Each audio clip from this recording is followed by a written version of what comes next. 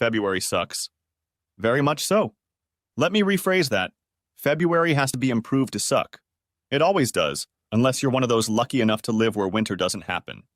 Every February sucks, but this particular February seems to top all others.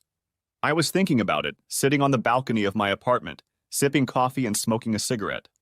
It's a nasty habit, I know, and I gave it up a long time ago when money was tight. But money isn't much of a problem now, and to tell you the truth, I don't really care anymore. But I don't smoke around my children. I don't want them to adopt my bad habits, and I don't want to expose them to secondhand smoke. But this weekend they will be with their grandparents, so I have some free time to sit and think. The worst February ever started with 2 weeks where we literally saw no sunshine. Gray skies, temperatures around 20 degrees and several inches of snow. Everyone looked forward to Valentine's Day as if it held the hope of salvation. That year it fell on a Thursday, and so many people took the next day off that the editorial writers said we could have shut down the entire city on February 15th. My wife Linda and I had big plans for Valentine's Day, just like everyone else. Like everyone else, we woke up to 2 inches of new snow falling rapidly. By mid-afternoon, we were both sent home from work while we could still get somewhere. The entire city was closed. By the time we needed to get dressed for a night out on the town, all the roads were closed to non-essential traffic, and we changed into cozy sweaters.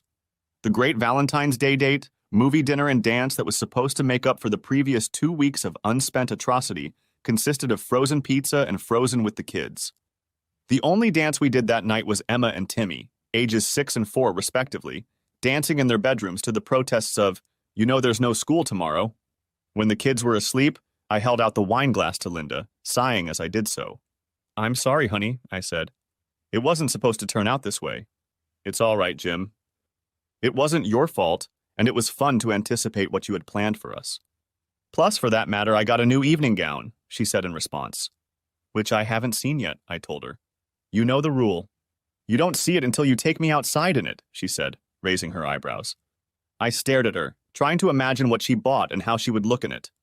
Everything she wears not only looks great on her, but it reflects who she is. She started sewing her own clothes in middle school and still does from time to time.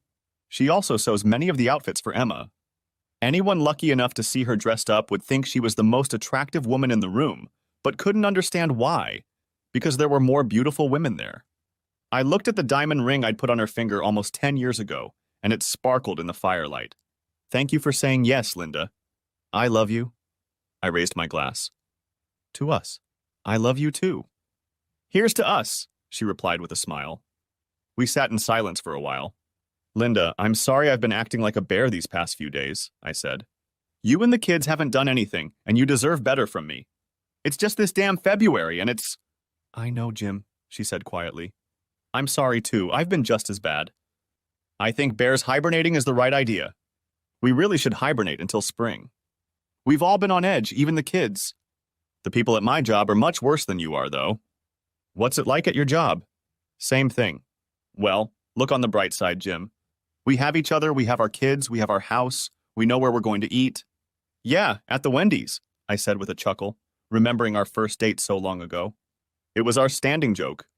I'd met her in college. My parents had to withdraw their support to pay for my father's medical bills, and I refused to take out a loan.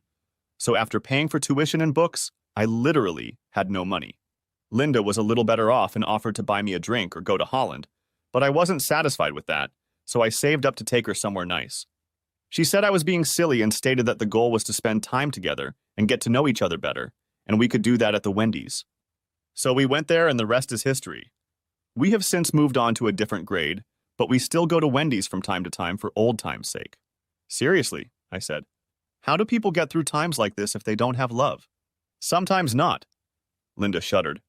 A couple years ago, her high school boyfriend had killed himself with alcohol and pills on Valentine's Day night. "Well, we want to, and we will," I said. I set down my glass and took her hands in mine. "Happy Valentine's Day, my favorite wife." "Happy Valentine's Day, my beloved husband." We stared into each other's eyes for a minute, and then decided that we really should move this to the bedroom. We ended up with what the editorial writers thought was a 3-day weekend, thanks to the fact that we got about 2 feet of snow instead of the predicted 8 inches. Everything was closed, but fortunately, almost no one was without power, and many had snowmobiles, so everyone who really needed to get somewhere was able to do so. Our kids, of course, were thrilled. Mom and Dad were home all day, snow to play in, pizza to eat, and movies to watch, not to mention no school. What more could they want? Linda and I were very happy with the situation too. There was no need to go anywhere or do anything, and we could enjoy our family at will. We didn't have to worry about food. Linda and I had both grown up in these parts, so we always made sure we had plenty of food and shared it with others just in case. Emma and Timmy were so tired that they didn't even fuss before bedtime and slept like logs. This, of course, allowed Linda and I to satisfy our hearts in a way that we usually had to send the kids out of the house. There were only a few things that seemed wrong to me that weekend. We had hundreds of movies in our house, but the kids only watched one. Frozen.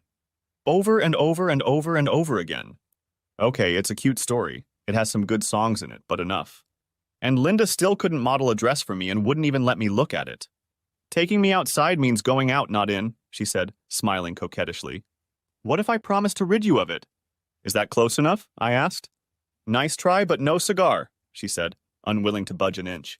The real world returned early Sunday evening as the plows drove through our neighborhood. School and work were due on Monday, and we all sighed as we packed up. Just before bedtime, Emma and Timmy came into the living room, freshly washed and in their nightclothes. Big Sister, of course, was the spokesperson, standing as straight and tall as she could. Mommy, Daddy, this weekend was the best weekend ever. Thank you for playing with us, watching our movie with us, and being together for 3 whole days in a row.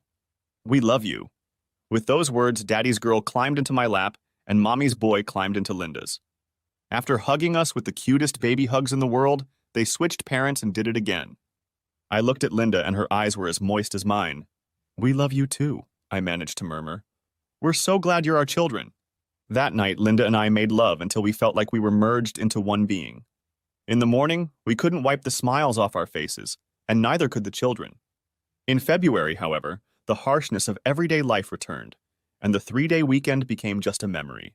Linda and I were just sprawled out on top of each other on the living room couch after finally putting Emma and Timmy down for the night when her phone rang. I groaned and said something, but I don't remember what it was. It's Dee, I have to buy it, she said. We had a loose circle of 5 couples that we would occasionally meet or go on dates with.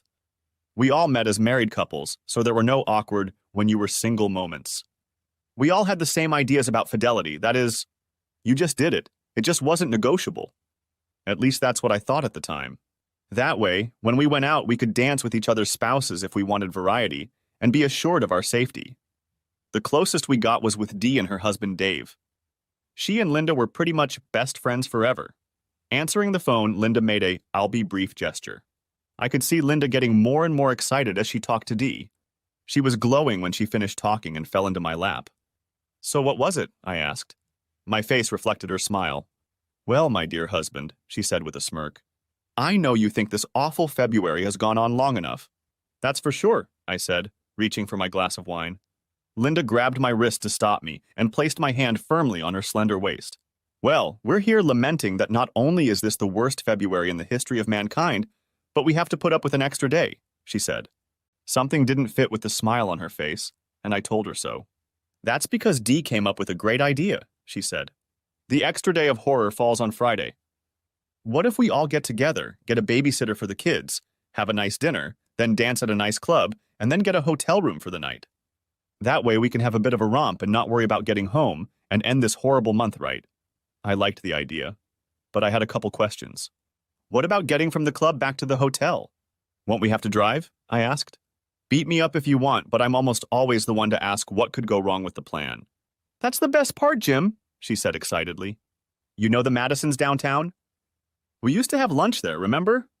There's a dance club on the next block that Dave's coworkers go to. There's a live band there Friday night, and if you dine at the Madison, there's no cover charge. Phil and Jane have already asked Mrs. Porter to take their kids for the night, and they say she doesn't mind ours either. I need to think about that, I said, feigning brain activity. I wasn't really thinking, but I knew that if I acted like something was bothering me, she'd find a way to convince me. Instead, she grabbed a couch cushion and hit me over the head with it. Oh. Okay, I've already thought of that. Let's do it. But there's one condition, I told her. What is it? Linda looked at me suspiciously. I took her pretty face in my hands and looked into her blue eyes. You're wearing the dress you bought for Valentine's Day that I still haven't seen, I said. As you wish, my lord, she said with a smile. Your wish is my command. It was blue. The dress, I mean. Don't ask me to describe what color it was because I can't. All I can say is that it made her blue eyes look like they were glowing in the dark. It had long sleeves and a high neck, and the skirt came down below her knees, but it wasn't her grandmother's dress at all. The bottom of her skirt was flared and rippled enough when she walked to attract attention. When she danced, it was flirtatious in its own right. The smooth fabric made you want to run your hands over it, hiding and showing off the female form. Linda smiled as she slowly made her way down the stairs to where I waited for her, stunned and looking around. "Dear Jim," she said softly. She covered my mouth, running her finger gently down my chin. I swallowed, but I still couldn't speak. "It's still the same me, the same old me as always." "You don't need to flatter me, though I admit I love it when you do," she said. "You don't realize. You don't know how amazing you look." "You," the words failed me. I took her slender hands in mine, leaned down and kissed them. Looking up, I saw that her eyes were shiny and moist, and a slight tremor flickered in her smile. I nodded. She understood. The 10 of us met at a restaurant. It was crowded on a Friday night, but we had reserved a table large enough for all 10 of us to eat together. We laughed, talked, and enjoyed a great meal, enjoying each other's company and savoring the fact that February was finally over. Linda was the most attractive woman in the room, and I must have told her that half a dozen times. I touched her arm, shoulder, or hand as often as I could find a reasonable excuse. She reciprocated and smiled as she looked into my eyes. This night was going to be unforgettable. We checked into our rooms and then headed to the club. Neither Linda nor I tolerate alcohol very well, so I usually designate a driver. I was glad I wouldn't have to do that tonight. Not that I minded. The safety of my friends was important to me, but I was looking forward to leaving Linda to herself as soon as possible. She seemed to be thinking the same thing. She left for a few minutes alone in our room, and when she returned, her beguiling, "I'm going to turn you on like this," smile was playing across her face. "We won't have to stay at the club for long, will we?" she whispered as we walked along.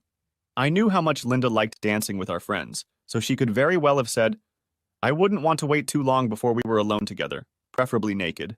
I grinned back at her. "It's up to you, baby," I said. She smacked me lightly on the top of my arm, then wrapped her arms around it and hung back. We made reservations at the club for 10 people, and good thing we did. Seems like a lot of other people were busy forgetting about February, but they weren't too busy to notice the 5 women in our group. "You're getting a lot of attention, baby," I whispered. "You are, as always, the most attractive woman in the room." "Oh, you." She looked up at me. "You know flattery will get you everywhere. Neither Linda nor I are great dancers, but we're not disgraced either. We just don't care. We're here to enjoy each other, not to entertain everyone else." So I danced with the love of my life, taking occasional breaks for hot wings and a drink. I stepped away to replenish the wings. When I returned, Dave was asking Linda to dance. I heard her answer. "I'd love to, Dave, and another time, but I want to make tonight special for Jim and me." "Tonight I'm going to dance with just him," she said. Was I proud? Happy? You better believe it. I spread my wings and whispered in Linda's ear. "So, is it time to leave already?" I asked. "Right after you brought a fresh plate of wings? What are you thinking?" "We're both going to need energy for what I have planned," I said, raising an eyebrow. She looked at me again and took my hand under the table. After a few minutes, the group took a break. In the relative silence, we heard loud laughter from another table and turned to look. "Hey, isn't that Mark Lavaliere?" asked Phil, craning his neck to examine me. "Yes, yes," squeaked Dee excitedly. Mark Lavaliere was the head quarterback for the Sharks, our town's professional soccer team. Unlike many of the other players on the team, he lived here year-round. He had a reputation as a genuinely nice guy, and was as well known for his social activities as he was for his exploits on the field. Mark became the main topic of conversation around our table as the guys talked about his soccer exploits and the women praised his good deeds and good character. "It doesn't hurt that he's handsome either," Dee added. Linda and I knew who he was, but at that moment we weren't interested in anything but each other. We let the conversation overwhelm us, holding hands under the table. "Hey, you two, get a room," said Dee. Linda and I looked at each other. We hadn't even kissed. Well, not really kissing anyway. The fact that I was feeding her wings didn't count. Besides, we'd already gotten a room. What saved us from further awkwardness was when the band started playing again. "Shall we dance here or upstairs?" whispered I to Linda. Before she could answer, Jane stepped in. "Look, he's coming this way," she exclaimed. Sure enough, Lavaliere came out from behind his table and headed toward ours. I was amused by the reaction of the women at our table. 4 of them were primping and flaunting, chanting, "Pick me, pick me." Talk about an embarrassing display. If you think a woman can't flaunt when she's sitting down, think again. Linda lowered her eyes and squeezed my hand a little tighter. "Hi, I'm Mark. Would you like to dance?" he asked. He stood behind Linda's left shoulder and held out his hand to her. I felt her sigh and dropped my hand like a hot potato. I watched, stunned, as she turned her back to me without a word, held out her right hand to Mark, and rose gracefully from the chair without even dignifying me with a glance. I noticed that her hand had practically disappeared into his huge paw. I also noticed the look of delight on her face. At that moment, I simply ceased to exist in her mind. "Hey man, now my feelings are hurt." "I thought she was just dancing with you tonight," Dave said, chiding me. "Yeah, that's what I thought too," I muttered. "Relax, Jim. It's just a dance," Jane said, trying to reassure me. I tried to believe her, but I had a bad feeling about it. The band played a couple quick songs, and our entire table watched them dance. So did everyone else in the room. Mark was good, much better than I was, and Linda was clearly enjoying herself. Her partner and dress matched to show her off to perfection. "Don't they look great together?" "Come on, Jim, let's join them," Dee invited, clearly trying to distract me. "Thanks, but no thanks," I said sharply. The next song was slow. I watched Linda melt into his arms, fitting in perfectly as if she belonged there. He was good at it too. He must have practiced a lot, I thought to myself. Mark whispered something to Linda. She smiled sweetly back. He wasn't doing anything I could reasonably object to. He didn't dance any closer to her than I danced with Dee or Jane, and his hands stayed out of the way. Another slow song, this time a ballad. I saw the bandleader taking his cues, watching my wife and her new partner. Mark was smiling as he held her in his arms. He was clearly pleased with what was happening. I had seen enough and was determined to put an end to it. I rose from the chair and felt Jane's hand on my arm. "Hold on, Jim. Give her this." "Don't spoil her mood," she said. I released my hand and looked at Linda's face. She clearly wanted to be exactly where she was and nowhere else. She didn't want me to interfere. In fact, I was nowhere present in her thoughts, and that was obvious. I sank back into my chair, heartbroken. Finally, the song ended. Mark nodded to the bandleader who started a faster song. He and Linda left the dance floor, smiling at each other but not touching, not even holding hands. Linda gave him one last beaming smile, turning to our table, and Mark to his own. The difference between a woman's best smile and her second best smile is small. If you don't know a woman well, you probably won't notice her at all. As Linda approached our table and our gazes met, her best smile was replaced by her second best smile. At that moment, I realized we had a problem. "I keep telling you that you're the most attractive woman here," I whispered in her ear as I sat her down. I reached for her hand and took it in both of mine. "Maybe it's time to head to our room for the next dance?" For a moment, I could have sworn Linda was scared. Her eyes widened, and I felt her hand tremble. She recovered quickly and looked away from me across the table. "Sorry, everyone, I just need to go to the bathroom." "Linda, will you come with me?" asked Dee. Her voice could be heard far beyond our table. I was too busy wondering why she needed to let the whole room know. Linda looked at me apologetically. "I'm sorry, Jim. I could use a refresher too," she said with a note of sadness in her voice. She got up and left without answering my question. Of course, the conversation immediately turned to why no woman walking with the group could go to the bathroom alone. I was just beginning to wonder why my friends were trying so hard to keep the conversation on that topic when Dee came back. She was alone. "Where's Linda?" "Is she okay?" I asked, practically screaming. "Relax, Jim," Dee said, smiling. "Linda's fine, she just has some things to do. You don't need to worry about her. She's a grown woman, you know." What did that mean, I wondered. Indeed, I was worried about Linda, but she was worried about me just the same. I put up with this bullying for about 5 minutes, and when Linda never came back, I had had enough. I got up and headed for the bar, bringing an empty plate with me as an excuse, and approached one of the female bartenders. "Excuse me, but my wife went to the bathroom about 15 minutes ago and still hasn't come out," I said. "She never stays that long. Could you go or send someone to make sure she's okay?" The bartender threw me a questioning look. The plate in my hand gave me an idea. The wings are great and she loves spicy food, but every now and then she has a reaction. Really, I just want to know she's okay. Her name is Linda. "Here, let me show you a picture of her," I said. I set my plate down and typed Linda's picture into my phone. The bartender was about to give me a sympathetic look when a voice sounded at my elbow. "She's fine, you don't have to check." Dee said in an almost apologetic tone. She turned to the bartender. It's fine. I'll take care of it, she said, placing a $5 bill on the counter. I wondered why the bartender looked at me sympathetically as she tucked the bill into her pocket. What? Why did she go in there with you? Because you asked her to? I was completely confused. Jim, she's not in the restroom. She left the club, Dee said. I felt like I'd just been punched in the stomach. Gone? Without me? Why? What's the matter? Why didn't she tell me? Where did she go? Is she okay? I asked. I still didn't understand. Let's go to the end of the bar where we can get some privacy, Dee said. I just went where Dee dragged me. It was quieter in the dark corner at the end of the bar. She looked me in the eyes. Jim, Linda loves you. She loves you and the kids more than anything in the world, and she always will, and you know it. But she's going to spend tonight with Mark, she said. I stood there with my mouth open, staring at the stupidity, as if my whole world had ended. Pictures, or what was left of it, swirled frantically in my head. Linda at the top of the stairs in her beautiful blue dress. Linda at dinner. Linda at the club. Linda as we fed each other wings. Linda in asshole's arms. My Linda. The mother of our children. The love of my life. My anger was growing. So, on what should have been a special night for us, she dumps me for some asshole jock, I growled, looking at Dee. Jim, she hasn't left you.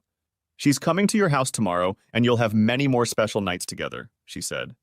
What is this woman smoking, I wondered. She didn't even have the guts to tell me to my face that she was leaving me. She just slipped out the back door like a snake, I said. And you helped her. Jim, listen to me. She didn't leave you, Dee began. Well, if she hasn't left me, then where the hell is she? She's definitely not with me now, is she? I spoke louder and louder, and I didn't care who heard me. Please calm down, people are looking at you. Look, I know you're hurting, but it's just today. Linda knows, we all know, that you are the only man for her and always will be. You're a good guy, Dee said condescendingly. Yeah, and we all know where a good guy ends up, don't we? I said through clenched teeth. Jim, it's not like that. You're putting too much importance on it. It's just tonight, and tomorrow she'll come back to you and everything will be the same, she said. I snorted. If she really believes that shit, nothing will change no matter what I say anyway. You don't understand. There's no tomorrow. So tell me, friend, what was your role in all of this? You didn't really have to go to the bathroom, did you? My wife gave you the signal, right? She told you to stall me and stay out of the way so she and Zasrans could escape in time? Dee nodded her head in embarrassment. Yes, she asked me to do that because she didn't want you to embarrass yourself by making a scene while Mark is here. She also asked me to make sure you remember that she loves you and will always come home to you, she said. Yes, I'll remember how much she loves me tonight, and for a long time to come, I thought. I could feel my anger building and my face reddening. More like she didn't want me to embarrass her by leaving her husband to spend the night with a jerk jock, I said. I guess it didn't occur to you, girlfriend, to remind her that she has a husband and a marriage, and she could lose them over this? Dee looked me in the eye. No, it's not, Dee said, because I know she won't lose you over this. You're too good a man to let that happen. I told her how lucky she was.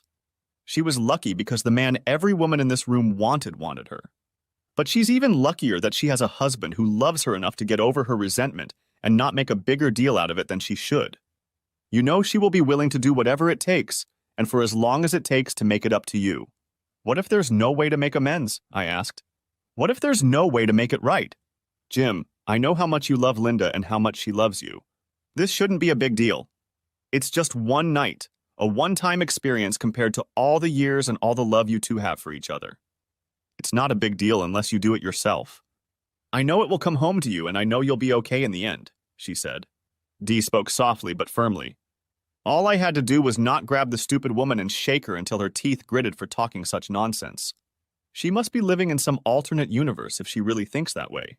So if asshole had chosen you like you wanted, you would have done the same? I asked her. I would, she threw her answer in my face. Does Dave know about this? I asked. No, and you don't have to, because I don't think it will ever happen, she said softly. Maybe I should tell him, I said. Jim, please don't. Don't think like that. I know you're hurting, but this isn't helping. Please come back to the table. Let us be distracted for a while. It's not like you haven't danced a single dance with me all night, she said, smiling. I wanted to dance with my wife, but thanks to you, her and Zasrans, that's no longer an option, is it? I also wanted a night alone with her, But that's obviously not going to happen either, I said. I turned my back to her and walked back to our table. At my appearance, the conversation at the table stopped abruptly. The averted eyes spoke for themselves. All our so-called friends now knew that my wife and asshole were making a cuckold out of me at this very moment. I wanted to strangle them. I wanted to tear this place apart. I wanted to find asshole and kick him in the balls by the middle of next week. Jim, are you going to be okay? Asked Dave hesitantly, sitting Dee down. I wanted to tell him what Dee had said and ask him if he was going to be okay, but I couldn't bring myself to say the words. I guess I haven't stopped being a good guy yet. Oh yeah, I'm going to have to work on that. It depends on what you mean by good, I said. A few nervous giggles erupted. I mean, yeah, it was a shitty thing to do, but you'll get over it, right? You're not going to divorce Linda over it, are you? Asked Dave. I don't see why not, I replied coldly. There was a collective sigh at the table. Why are you all surprised? I asked. We all know how we feel about cheating. One and done. We figured that out a long time ago. But Jim, that's Mark Lavaliere, intervened Dee. So what? I don't care who entertains her. If it's not me, that's it, I said angrily. I looked at Dave. What would you say if Dee went out with asshole for the night? Would you be okay with that? He blushed for a moment, then looked at his wife, who was busy studying a stain on the floor. Jim, what about your children? We all know how much you love them and how much they need you. Think about them before you do anything, Jane said. Her kids were about the same age as mine and were best buddies. You mean my wife is thinking about them right now? I asked. Well, that's why you hired a nanny so you wouldn't have to think about your kids, Dee said. I thought she meant to say something funny, but it came out the way it was supposed to. Come on, Jim, it's just one night. She'll never have an opportunity like this again. You wouldn't divorce Linda over one night, she added. Why not? I stared at her. An awkward silence followed. Jim, try thinking about it from a different perspective. Maybe that will help, Jane said, trying to sound sympathetic.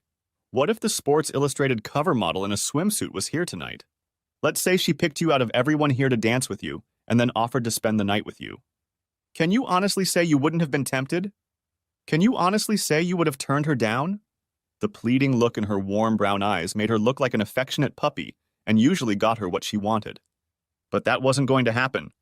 Not today. I stood up and looked at Jane. Yes, I might be tempted, but I'll say no, I said firmly. You see, I have a wife and I don't want to hurt her.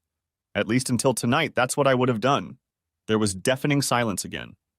I looked around at all my former friends, and they were all on the side of my cheating wife. At that moment, I sincerely hoped that I would never see any of them again. A rather large and muscular bouncer walked toward our table. You guys in some kind of trouble? He asked in a deep baritonal voice. Yes, there is, and a big one, I said. I pulled out a $20 bill and tossed it on the table. Don't worry, I'm leaving, I said, raising one hand. He nodded his head as I turned to the others. That'll pay my bill. You're all covering for the whore I came in with. You might as well pay her bill, too. I turned on my heel and walked out of the club. As I walked the block and a half to the hotel, my anger subsided a little. It was replaced by the deepest sadness I'd ever known.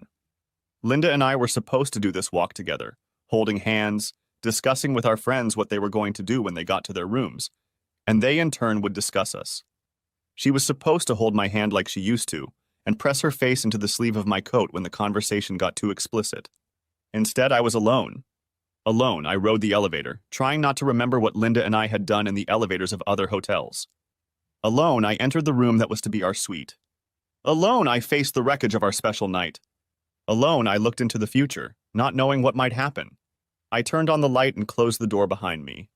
Suddenly, I felt unusually tired. I threw my winter coat on the floor and slouched toward the bedroom. There was a Godiva candy bar on each pillow. In the middle of the bed was underwear I'd never seen before. In my mind's eye, I could see her putting them on, with that combination of love and sensuality in her eyes that belonged only to her and was only mine until tonight. My wife, my lover, my best friend was taken from me by another man. He snatched her from me easily and casually, as if he had every right to do so. He didn't care what she meant to me. He just saw her as a beautiful plaything for the night. And she just let him. I didn't matter enough to her to cause the slightest resistance. It was as if she, too, thought he had a right to her that was more weighty than the one I had earned through nearly a decade of living as a faithful, loving husband.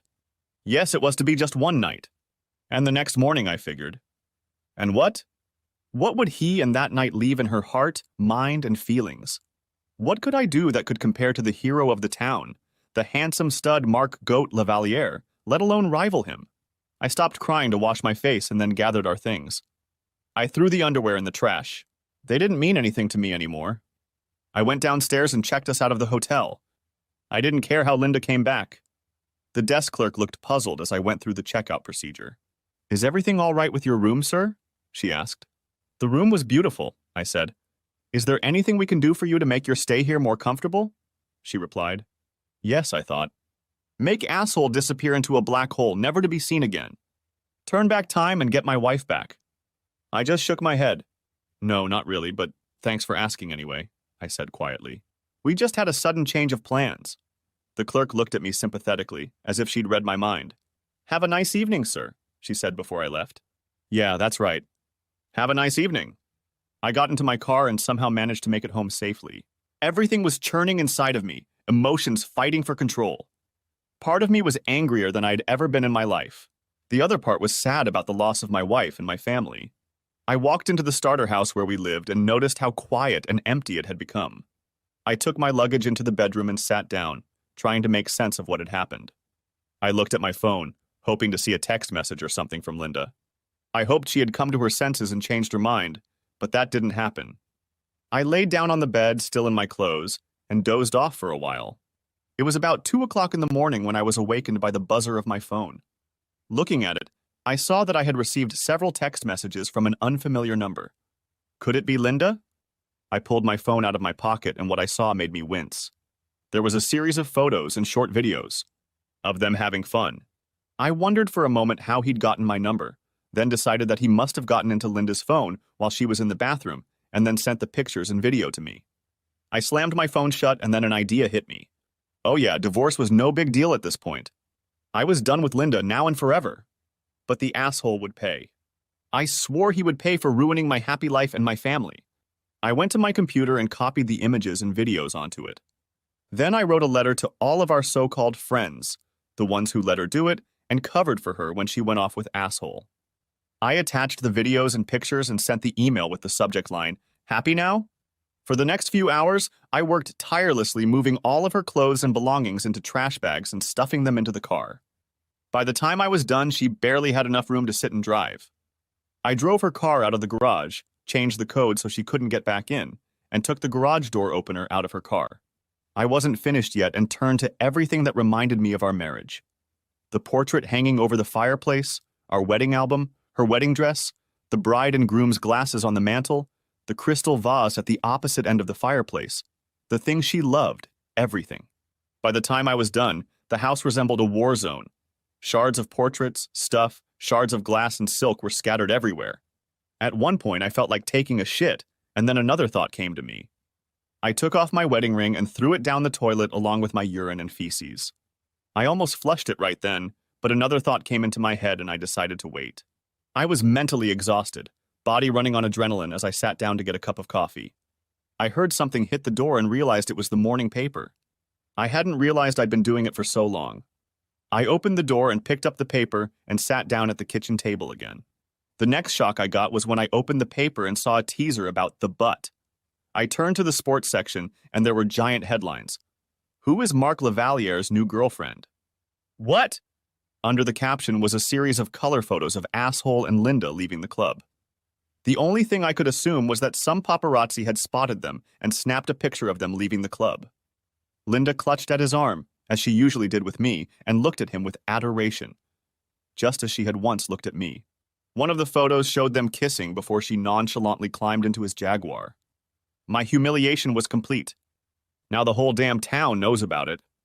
I read the article, but it was full of generalizations and speculation. Apparently no one had talked to any of them yet. I went to the newspaper's website, where I found an online version that had not only pictures, but video as well. I copied the link to the article and sent it to our supposed friends with the subject line, "Screw you all to hell." I looked at the clock and saw that it was 5:30 in the morning. I knew Linda's mother was already up and making breakfast for her husband since he was an early riser, so I called. "Hi," she said in response. "Everything okay?" "No, it's not, Mom," I said. "We got along well and I always called them Mom and Dad." "What's wrong, dear?" she asked. Is it the children? No, I said. Have you seen this morning's paper? Not yet, she said. Alfred likes to watch her over coffee. Why? He might want to avoid the sports section, I said. There's an article on Marc Lavaliere that he might not like. Alfred thinks only good things about him, says Linda's mother. Maybe not when he sees this, I said. Linda left me at the club we went to with him last night, and they were spotted by the paparazzi getting into his car. Oh my God, she said. Where's Linda now? She's still with that asshole, I said. What, she stayed the night with him? She asked. Yeah, I said. There's a few other things, but that's pretty much the way it was.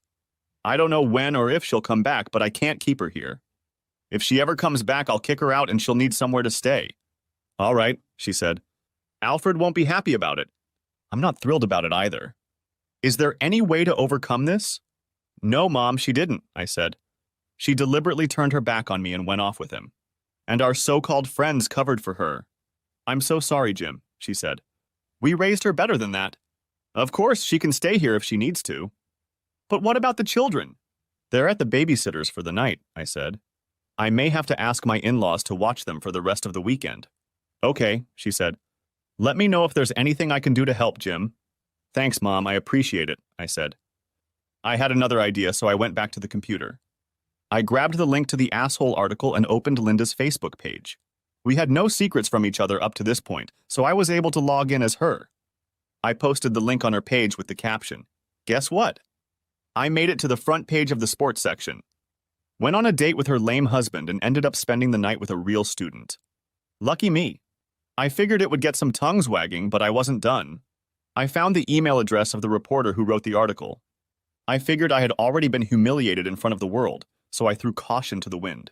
I sent the reporter a short email that briefly explained what had happened, and then included a video of asshole telling me he was going to entertain Linda again. I left contact info so the reporter could call me back.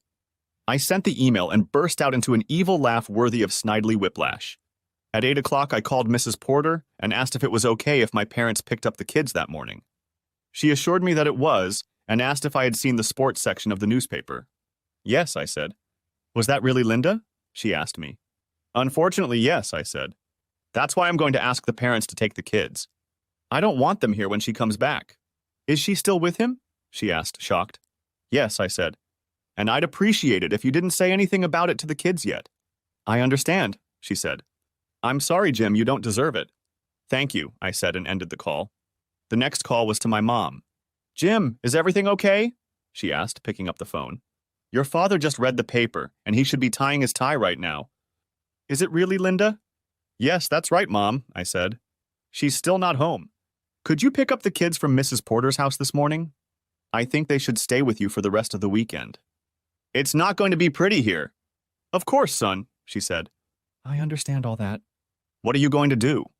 Unleash hell, Mom, I said. Listen, son, whatever you do, think of the kids first, okay? They're the most important thing in your life right now, she said.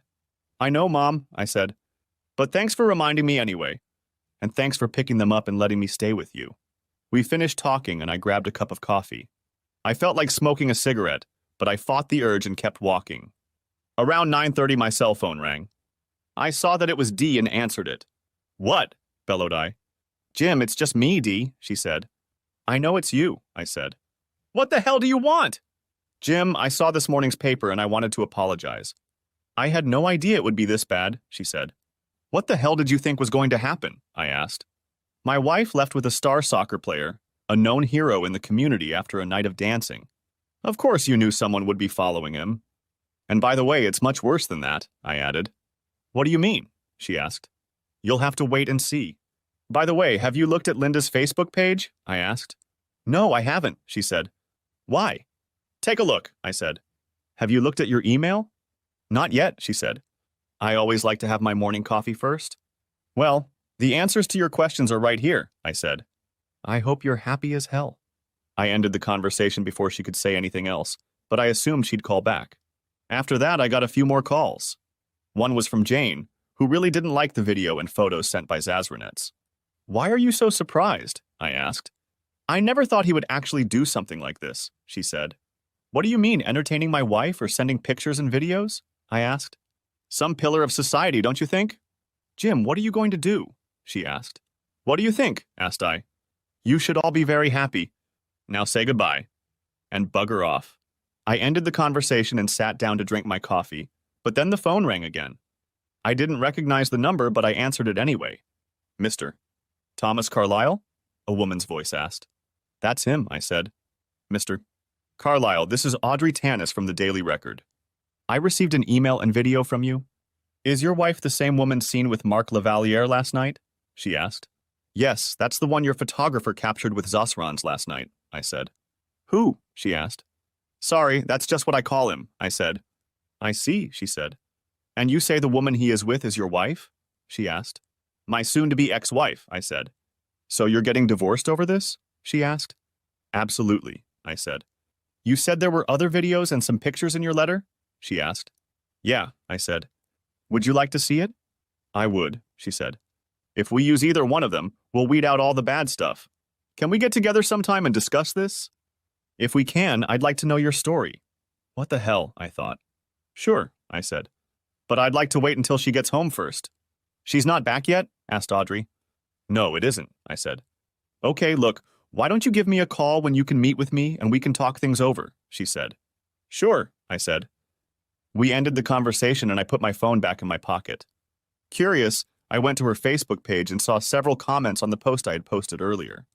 It was about 50-50ths, with half of the commenters calling her a happy woman and asking what it was like to be with asshole. The other half were judging her for dumping me the way she did. Several of her male friends on Facebook called her a slut and said they would kick her ass if their wives did what she did. I couldn't help but notice that she had lost a few Facebook friends because of this and chuckled to myself. When Linda walked in the door, it was close to 11 o'clock. I looked up from my desk and saw a Jaguar pulling away from the house. Jim, it's me, she said, pulling the key out of the lock. I'm home, she announced, as if spending the night with her lover was a regular occurrence for her. By the way, why is my car parked in the driveway and not in the garage? And what are those things in it? Her eyes widened when she saw me at the table. I knew I looked terrible. Her face turned white as she looked around the house. It was an absolute disaster. Oh my God, she exclaimed. What have you done? Everything has been destroyed. Our wedding portrait, my vase, our glasses. And what is that smell? I just finished what you started last night, I said. Did you get any sleep last night? She asked. I shrugged. Why do you care? I asked her. Look, I'm really sorry about last night, she said. But I'm here now. And I'm still your wife. I shook my head. She walked over to me and tried to kiss my cheek, but I stopped her. Don't touch me, I said. She looked startled, as if I'd slapped her. And no, you're not my wife. Not anymore. At least that's what it says in the paper. And on the internet, too. I guess that's to be expected, given asshole's status. I opened the paper so she could see the spread with all the color photos. Oh no, she said, shocked. How did they get those pictures? I'm not his girlfriend. I don't care what the papers say. What difference does it make? Asked I. You had yours and now we're done. I need to go to the bathroom and then we should sit down and talk, she said. I followed her into the main bathroom and watched as she recoiled from the mess still in the toilet bowl. Is that your restroom ring? She asked, eyes wide. I nodded my head. Yeah, I said. I figured since you trashed our marriage, I should make it official. I took her left hand and scrutinized the rings. What are you doing? She asked. What's that? I asked, pointing to a dried stain on her wedding ring. It looks like... I don't know what you're talking about, she said. Bullshit, bitch, I said, pulling my phone out of my pocket. I went into the text messages asshole had sent me and pulled up a video of him smearing it all over her rings. Her face lost color when I played her that video. Not only did you disrespect me in public with our so-called friends, you humiliated me in front of the whole town and the whole damn world. And then you did it to the symbols of our love, I said, getting angrier by the second. I shook my head, picked up the napkin, and pulled the rings off her. What are you doing? She asked. She shrieked as I threw the rings into the toilet bowl. I then flushed the toilet and watched the rings go down the drain. She screamed, her eyes widened, and her mouth was open as wide as I had never seen it before. My rings! She screamed, tears rolling down her cheeks. You flushed them down the toilet. How could you? You have to give them back. No, bitch, I said. How could you? I've loved you exclusively for over a decade, and this is the thanks I get? Screw you! But it was just one night, she said. We have the rest of our lives ahead of us. I pulled out my phone and turned on the video where asshole said he'd continue to entertain Linda, maybe even while I watched. Was he telling the truth? I asked. Do you really want to do this? To do it in our bed while I watch? It may have come up, but I didn't think he was being serious, she said. Besides, it was just pillow talk. You mean like this? I asked, showing her the video. She shook her head. That's not what I meant, she said. Well, I'm serious, bitch, I said. Get out of here. And let your lover know that if he takes one step inside this house, I will kill him where he stands, I said. Now get the hell out before I throw you out. But I live here too, she said. I shook my head. Not anymore, I said. I'm going to a lawyer on Monday to get a divorce. You don't live here anymore. Your junk is in the car, and your mother is waiting for you. From now on, you're dead to me. You understand? I don't want to see your face again as long as I live. Now get out. Get out! What about the children? She exclaimed. What about them? I asked. You didn't care about them or me when you left to be with asshole. That's not true. And please stop calling him that, she said. Screw you, I said. Oh, wait, he already did. Any man who can just walk up and take a woman without a second thought is just an asshole in my opinion. He knew you were married, and you're not the first person he's done that to. You didn't even look at him when he took you, and now you're defending him against me. You got what you wanted. Now get out, bitch. Just get out of my sight. You make me sick. She jerked back, hot tears streaming down her face. Get the hell out. She jumped up when I yelled and ran down the stairs, wailing and crying. I followed her downstairs and grabbed her purse before she reached it. I pulled out her keys, removed her house key, put the keys back, and tossed her purse to her. Please don't do this, she wailed in the front room. I'll make it up to you. Just don't leave me like this. I'm begging you. I never meant to hurt you. I love you. I'd never seen so much anguish on a woman's face before, but at that moment, I just didn't care about her feelings. I pointed to the door. That's too bad, because now I hate you to the core. Now for the last time, get out, I said. Shivering and crying, she turned and walked out of the house. I watched her get into her car and drive away, wiping the tears from her face. Finished with the confrontation, I collapsed on the couch, completely exhausted, and fell asleep instantly. After waking up in the afternoon, I was able to go upstairs and take a hot shower. So much had happened in the last 24 hours. In that short period of time, I had gone from a happily married man with 2 wonderful children to... What exactly? I got dressed and looked at the time. I decided to call Audrey.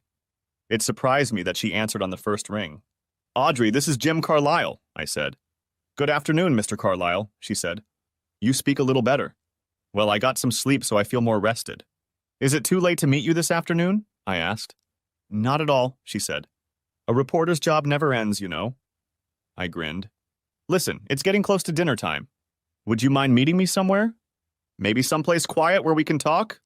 Not at all, I said. What seems good to you? Well, there's a new restaurant by the mall called Sherry's. Would that work?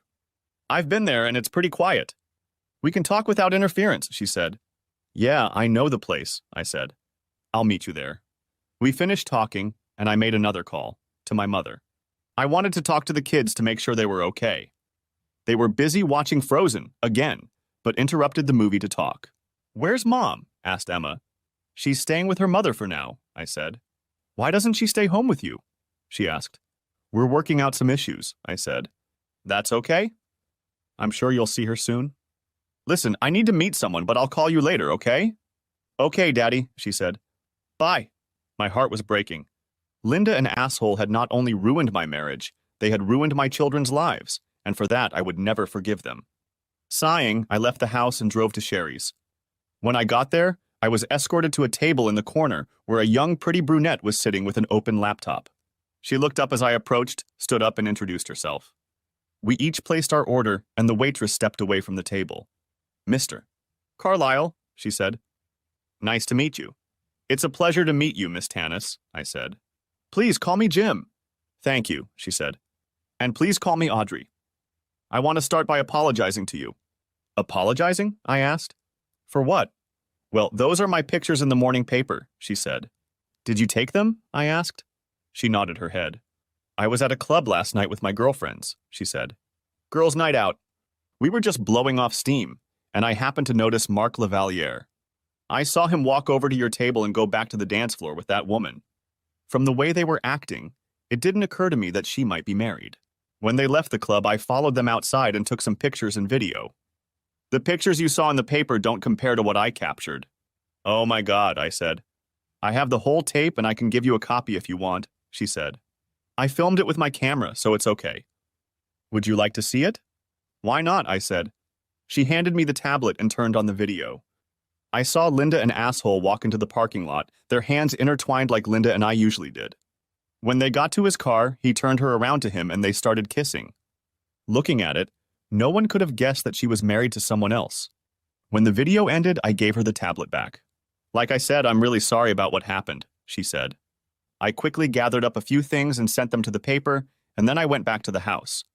When I got there, you were gone. So you want to tell me your side of the whole thing? I nodded my head and recalled the evening from my point of view. Then I pulled out my phone and held it out to her, along with a pair of headphones. You should take a look at them, I told her. The video is pretty graphic. I'm a big girl now, she said, putting headphones in her ears. While she was doing this, food was brought to us. As I ate, I watched her reaction. At first, she didn't react in any way, but as the video went on, her face changed. When she finished, she handed me back my phone. Well, I asked. It confirms some of the things I've heard, she said. Mostly it's just locker room talk, bragging and stuff like that. But there's been rumors on social media for a long time that he's a bit of a player. I've never been able to prove any of that. Good old boy network and all that. They seem to have each other's backs, if you know what I mean. I can imagine, I said. So what are you going to do? She asked. I'm going to get a divorce, I said. She knew about my views on fidelity when she did it, but she obviously didn't care. She got hers, and now it's over between us. Any kids? She asked. 2, a boy and a girl, I said. 6 and 4 years old. She shook her head. It's always hardest on the kids, she says. Yes, it is, I told her. What about him? Mark? She asked. I shrugged. I don't know yet, I said. I'm still thinking about it. Part of me wants to beat his ass into the pavement, but I don't want to go to jail. He's a star soccer player, she said. No offense, but I don't think you'd get very far if you tried. I chuckled. What's so funny? She asked. Let's just say this isn't the first time someone's underestimated me, I said. Size isn't everything, you know. What does that mean? She asked. My dad used to tell me that it's not the size of the dog in the fight that matters. It's the size of the dog in the fight that matters, I said. She nodded her head. I see, she said. So you want to cause trouble? No, I said. I have 2 kids to think about, but I'm not going to just pick up and play dead. Have you talked to a lawyer yet? She asked. I didn't have time, and besides, this all just happened last night, I said. She pulled a card out of her purse and held it out to me. A good friend of mine is a family law attorney, she said. She hates crooks passionately and isn't too fond of Lavalier. I'll call her and give her a heads up if you want. I looked at the card. Lisa Hawkins, attorney at law, the inscription read. Sure, thanks, I said. I don't mean to show a gift horse in your mouth, but I have to ask, why are you helping me so much? It's a fair question, she said. Being a reporter, I can smell a good story. I'd like to be the one to tell yours if you don't mind. Besides, I like it when guys like Lavalier get what they deserve. So it's something personal to you? I asked. A little, she said. So what do you want from me? I asked. An exclusive? Something like that, she said. What exactly does that mean? I asked her. It means you're letting me tell my side of the story, letting us control the flow of information, she said. We? I asked. Yes, she said. Lisa and I. And what do I get out of it? I asked her. For starters, a defense against people like me who would want to know your story, she said. I know how people like Lavalier work. This story is blowing up in my face. I'm sure he and his people are already working on turning it around so that you end up looking bad. That's what they're doing. Trust me, if you go half-court, they will chew you up and spit you out so fast before you know it. And don't expect the national sports media to give you a break. Trust me, they're just as vicious as anyone else in the news business. You're going to need someone who knows how to deal with sharks, and they'll come after you as soon as they spot it. So what do? I asked. Have you thought about making a case against Lavalier? She asked.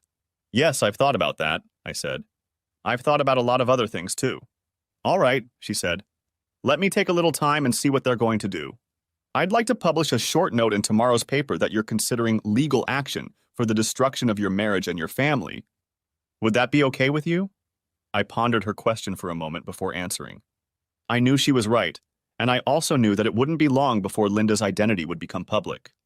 Perhaps it would be best if I was out in the open before they had a chance to humiliate me further. Okay, I said, but we'll work on it together. And I'll have veto power if I think it will hurt the kids. Agreed, she said.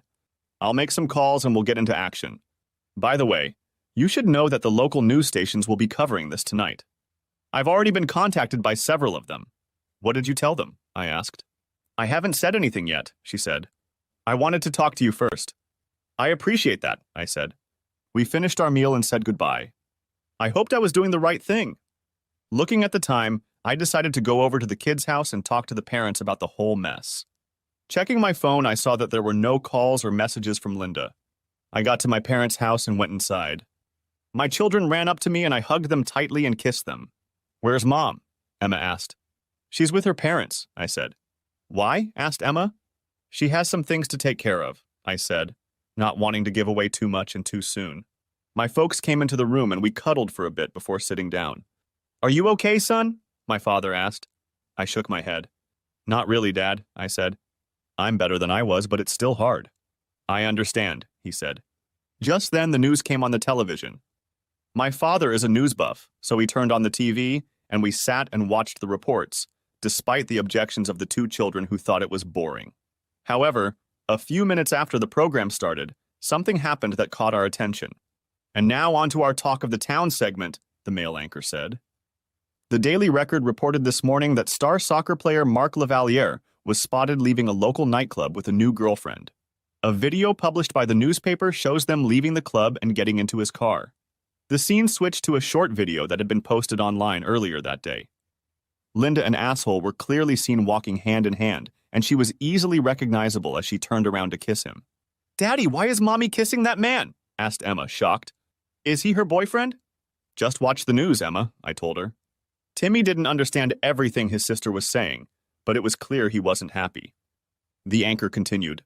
We spoke with Audrey Tanis, the reporter who broke the story, and she told us that the woman, who happens to be married, has been identified.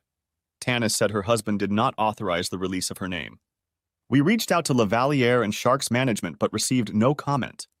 According to Tanis, more information will be forthcoming, possibly as early as tomorrow, he said. Dad turned off the TV and Mom hurried into the bedroom where the kids were sleeping.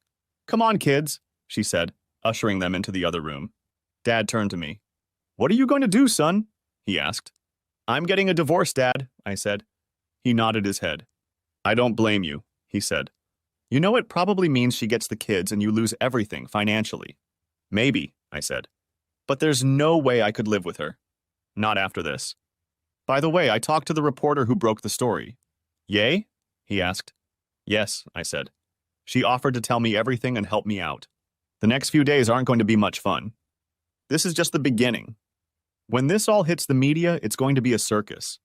By this time, my mom had returned and sat down next to us. The kids can stay here for a while if they need to, she said. At least this way they won't be bothered by a bunch of nosy reporters. Your mom's right, son, Dad said. They can stay here as long as they need to. I thought for a moment before I answered. You're right, I said. Thank you. I'll get some more of their stuff tomorrow. If you need anything else, let me know. Linda will want to see them, Mom said. Technically, we can't stop her, not without a restraining order. I know, I said. God, it's so messed up. Why did she do it? Surely she must have known it wouldn't end well. It's hard to say, son, my father said.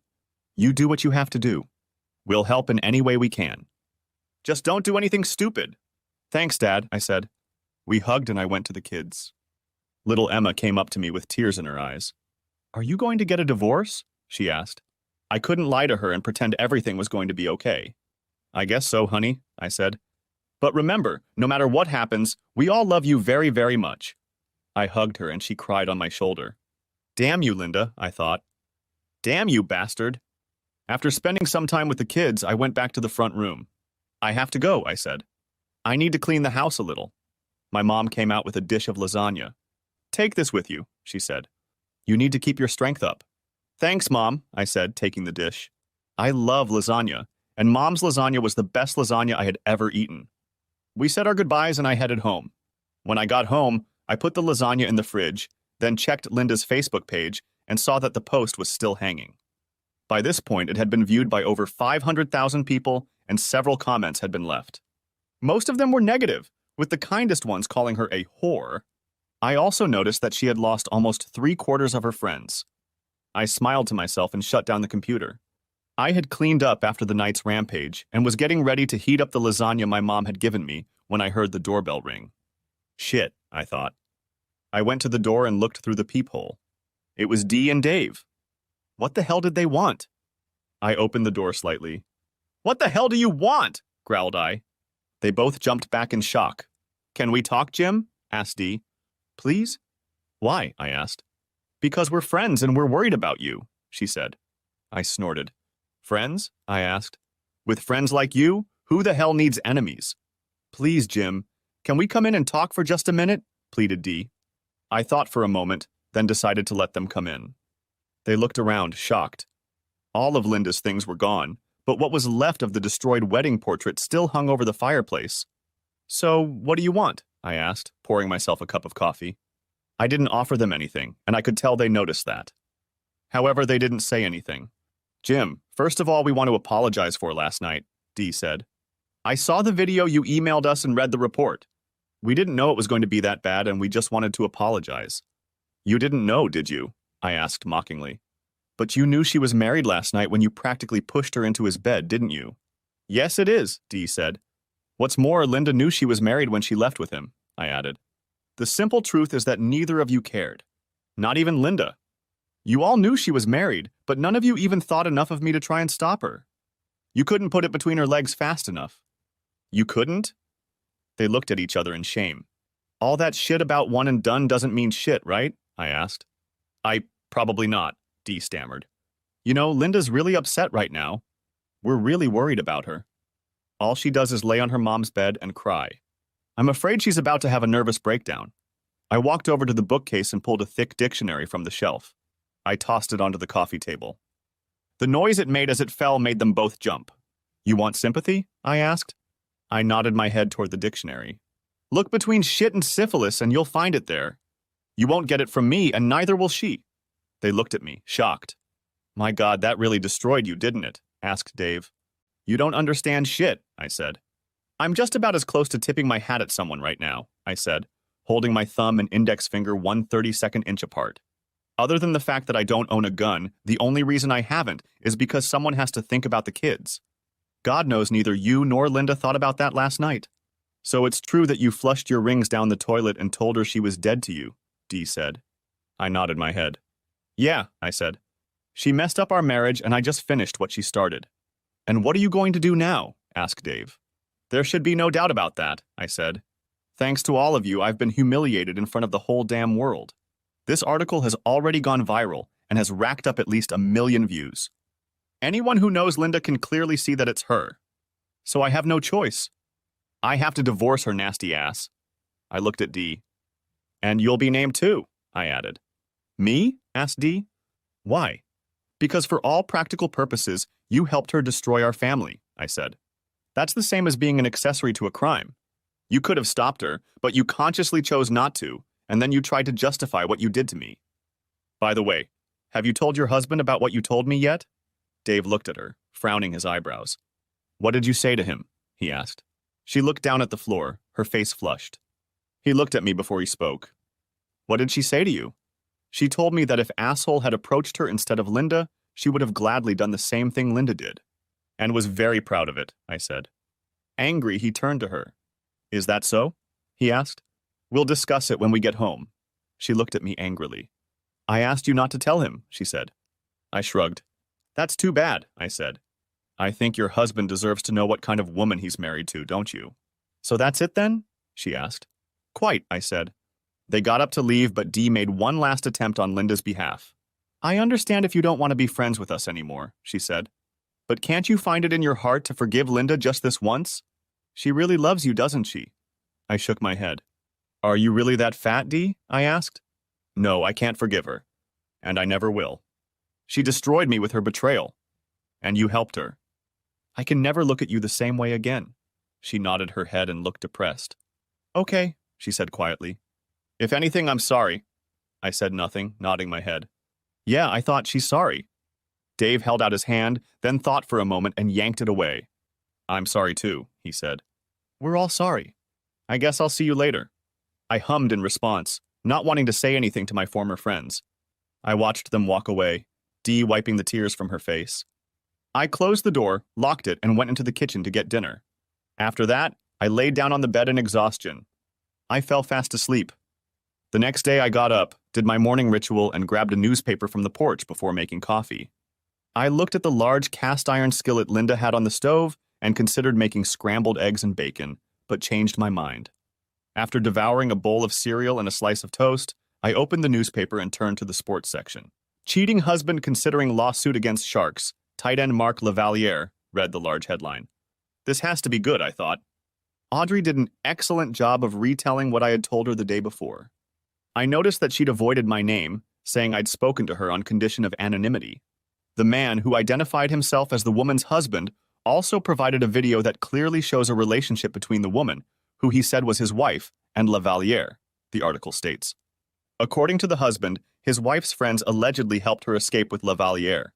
Attempts to contact these people have so far been unsuccessful. Like all other players on the team, Lavaliere's contract with the team includes a very strict morals clause. Violation and non-compliance with this clause could result in litigation with the team.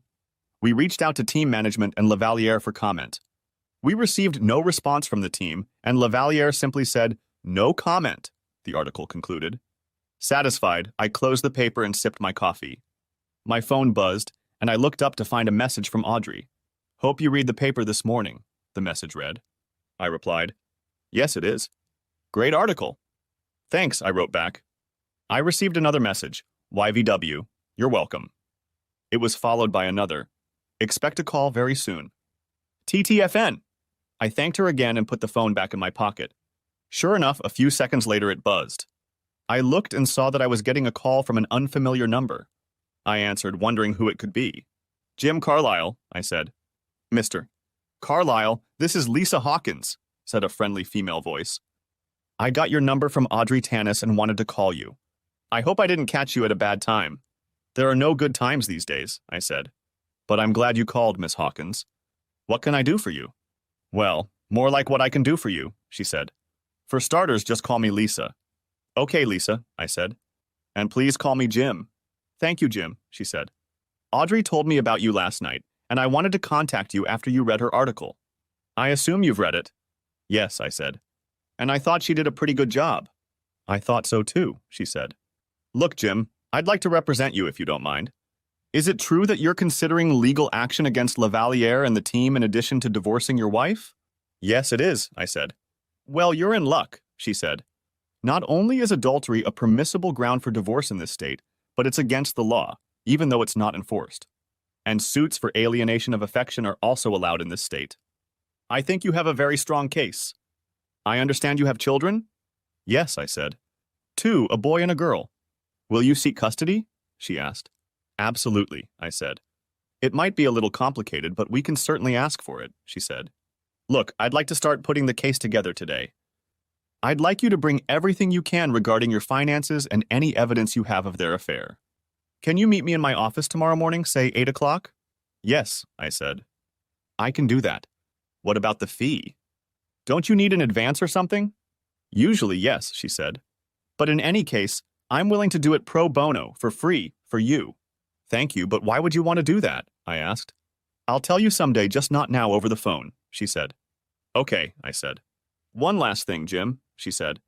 "What's that?" I asked. "After this morning's article, you'll probably hear from the Sharks legal team," she said. "Don't give in to them." "Absolutely not. Just tell them they can expect a call from your lawyer." "Can you do that?" "Of course," I said. "All right," she said. "And don't do anything stupid." I chuckled. "I won't, I promise," I told her. We said goodbye and ended the conversation. Looking at the time, I decided to go to the kids. I went back upstairs and put on a clean pair of jeans and a shirt. When I got back, someone was banging on the door. I looked through the peephole and saw two well-dressed men in dark suits. Probably from the Sharks, I thought, remembering Lisa's warning. I opened the door. "Yes, what can I do for you?" I asked calmly. "Mr. Carlyle's, said one of the men. My name is Roger Billings, and this is Jack Dunstan. We're from the Sharks. Can we come inside and talk for a few minutes? Suddenly, I recognized Dunstan from pictures I'd seen in newspapers and on TV. He was the owner of the Sharks. I figured Roger was probably a lawyer. I opened the door and invited them inside. Please come in, I said. May I offer you something to drink? No, but thanks anyway, Jack said. We won't take up much of your time. We're only here to discuss your problem with Mark Lavaliere. Graduation? I asked. You mean he ruined my marriage and my family? Is that the issue you're talking about? Well, yeah, Jack said, clearly confused by my words. He turned to Roger. Show him the proposal, and let's get this over with, please. Roger opened his briefcase and pulled out an envelope and a folder. He handed me the envelope and indicated that I should open it. I opened it, and as I looked inside, I was shocked. I could feel my face turning red as I looked at the two men. Is everything all right, Mr. Carlyle? Asked Jack. You've got to be kidding me, I said. Is there a problem, Mr. Carlyle? Asked Roger. Everything seems to be in order. $1,000? I asked. You're offering me $1,000 for what that asshole did to me and my family? That's not an offer, that's a goddamn insult. Wait a minute, Mr. Carlyle, Jack said. That doesn't include lifetime season passes and anything else you want from our gift store. That costs a lot of money. I almost laughed out loud.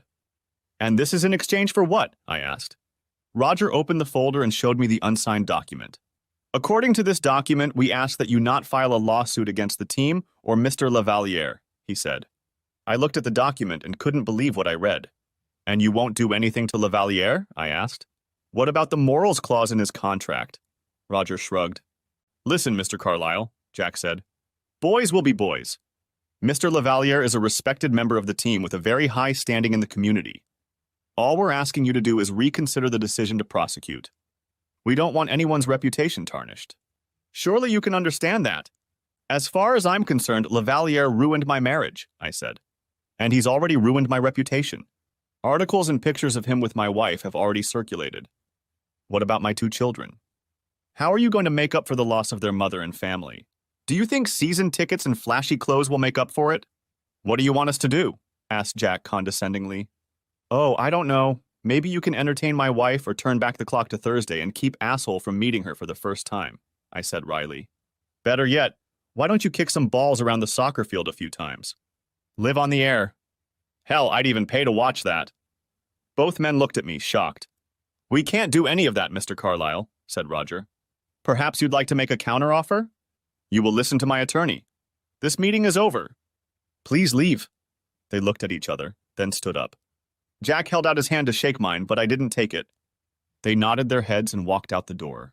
After they left, I called Lisa to let her know what had happened, then called my parents and went over to their house to spend some time with the kids. Emma was still shocked to see Linda kissing another man. I talked to the parents for a while and decided to take the kids to Chuck E. Cheese's and then pick up their stuff. We had a good time, and for a couple hours they were kids again, laughing and playing. Unfortunately, all good things come to an end sometime, and this occasion was no exception. They grumbled a bit, but joined me as we walked to the car. We went to their rooms and packed up their things to take them to their grandparents' house and then went back downstairs. The next thing I knew, the front door swung open. I saw that the door jamb was broken, and the next thing I realized was that asshole was standing there in all his rage looking at me. You goddamn bastard, he shouted. I'm going to hurt you for everything you've done. All I wanted was a piece of ass, but you made a big goddamn federal case out of it. I tried to speak but couldn't as his fist caught up to my face and threw me back.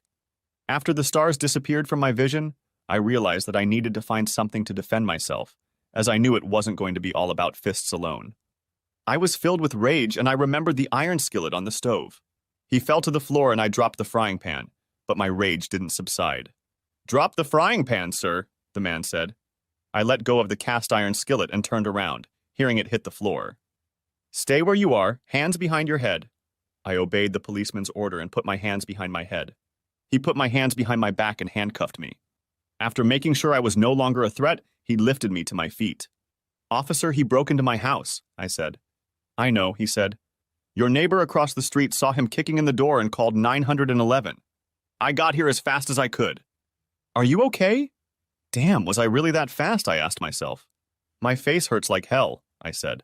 He looked at me and nodded his head. Yeah, you're going to have a bruise, that's for sure, he said. He walked over to Emma and examined her. Thankfully, physically she was fine, but she was shaken and scared. He called on the radio and came back to me. Officer, can I call the parents to come get the kids? I asked. He looked away for a moment before answering. Do you have a gun? He asked. I shook my head. No, officer, that's why I grabbed the frying pan, I said. Okay, he said, releasing me from the handcuffs. But I'm going to have to take your statement. Thank you, I said. Am I going to be arrested? I don't think so, he said. I think he broke into your house, attacked you and your daughter. You were just protecting your children. Unless they tell me otherwise, no, I'm not going to arrest you. I will arrest him, though. I grabbed my phone, which had fallen out of my pocket when asshole hit me. I called my parents, and my dad said he'd be right over. By then, an ambulance pulled up in front of our house, and the paramedics went inside. They examined Emma to make sure she was okay, then examined me before turning their attention to asshole, who was lying unconscious on the floor. As they wheeled him out on a gurney, my dad made his way home. What the hell happened? He asked, walking into the house. We had an unwanted guest, I said. He watched my face for a second. Damn, boy, this is going to be a mess for a long time, he said. He looked at Emma, who was crying on the couch. He took her in his arms and hugged her. It's okay, honey, the bad man is gone. He looked around for a moment. Where's Timmy? Timmy was hiding under the table, barely visible because of the long tablecloth. We saw him peeking out from under the table. It's all right, son, I said. You can come out now. He crawled out from under the table and came toward us. My father looked at the policeman. Can we leave? He asked. The policeman nodded his head. Yes, that's all right, he said. I'll need to have a little talk with your son, but you don't have to be here. Thank you, he said. He gathered up the kids and their things, then turned back to me. Come back when they're done, okay? I will, Daddy, thank you, I said. I hugged the kids and kissed them goodbye, telling them I'd be there soon. After they left, the policeman and I sat on the couch while he wrote down my statement. I couldn't believe it had all happened so quickly. Good thing your neighbor across the street called in time, the cop said. I was only a couple blocks away when I got the call. I've been following this Lavaliere story. Was that your wife he was seen with? I nodded my head. Yes, I said. I'm sorry to hear that, he said. Feel free to call if you need someone to talk to, he added, handing me a card with the counselor's name and number on it. Thank you, officer, I appreciate it, I said. He left after shaking my hand, and I was left standing in the front room looking at the remains of my front door. Fred, the neighbor who had called the police, came over and examined the door as well. Are you all right, Jim? He asked. I do now, I said. I appreciate you calling the police. No problem. I saw him kick in the door and happened to be out front with a lawnmower. What did you do with this guy? Cleaned my watch with a frying pan, if you can believe it, I said. He laughed. Remind me never to piss you off, he said. Just curious, why did he kick in your door? It wasn't locked or anything, was it? No, it wasn't, I said. And the security screen wasn't even locked. All he had to do was turn the doorknob. Apparently he was too angry to try.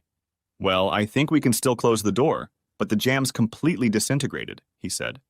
I guess we'll have to screw it down until you can replace it. I'll get a drill and screws and help you if you want. That would be great, Fred, I said. Thanks. I'll go get my drill.